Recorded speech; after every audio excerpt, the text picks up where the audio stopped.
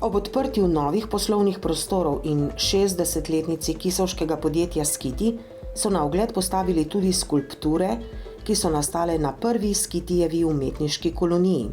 Ustvarili pa so jih kiparji z različnih koncev Slovenije. Kolonija naj bi postala tradicionalna.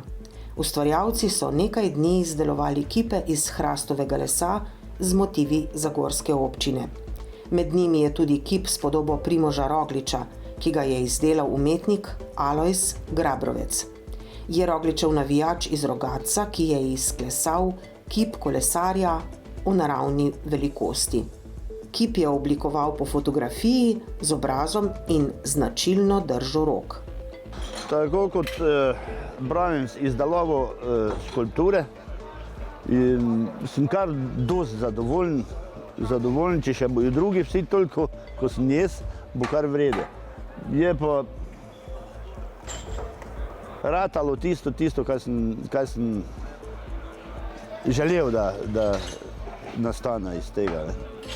Mislite, da bo Primož, ko bo videl to svoje leseno upodobitev, da bo prav tako zadovoljen z njo?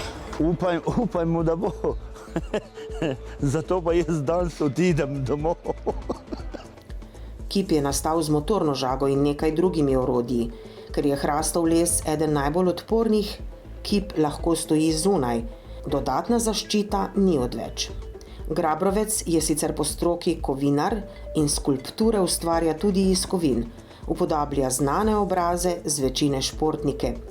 Kot ostali kipi, nastali v tej koloniji, bo ostal tudi pričujoči v podjetju Skiti v umetniški zbirki.